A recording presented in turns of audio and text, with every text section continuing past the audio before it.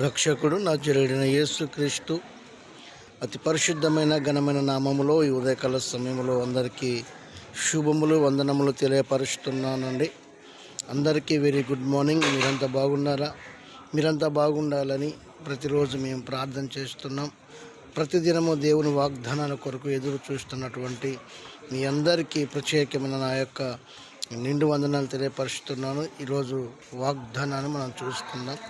మత్తయి సువార్త 5వ అధ్యాయము 9వ వచనాన్ని మనం చూసినట్టయితే, సమాధానపరచువారు ధన్యులు, వారు దేవుణ్ణి చూచెదరు. ఎంత అద్భుతమైన అవకాశము! దేవదూతలకు లేనటువంటి ఆ గొప్ప అవకాశం. మనం సమాధానముతో ఈ లోకంలో జీవించినట్లయితే దేవుడు మనకు కనిపిస్తాడట. ప్రతిరోజు ఎంతో ఘనమైన పరిచర్య, దేవుని స్తుతిస్తూ ఆరాధిస్తూ మహిమపరుస్తూ ఉన్నటువంటి దేవదూతలకే దక్కని ఆ గొప్ప భాగ్యము మనుషులమైనటువంటి మనకు, మట్టి అయినటువంటి మనకు దేవుడు కనిపిస్తాడట. దేని విషయంలో కనిపిస్తాడు?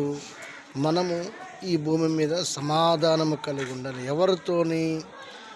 మనము సమాజంలో ఉన్నటువంటి ప్రజలందరితోని, కుటుంబముతోని, సంఘముతోని, సేవకులతోని మనము సమాధానముగా ఉంటే దేవుడు మనల్ని ధన్యులుగా అంటున్నాడు. సమాధానపరచువారు ధన్యులు.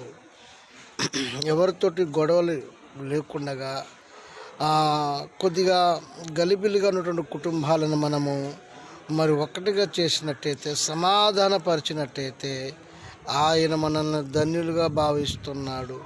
ఈరోజు ధన్యకరమైన జీవితం నువ్వు జీవించాలని, దేవుని నువ్వు నేను మనమందరము చూడాలని ఆశిస్తూ ఈ వాగ్దానాన్ని ఎత్తిపెట్టి ప్రార్థన చేయండి.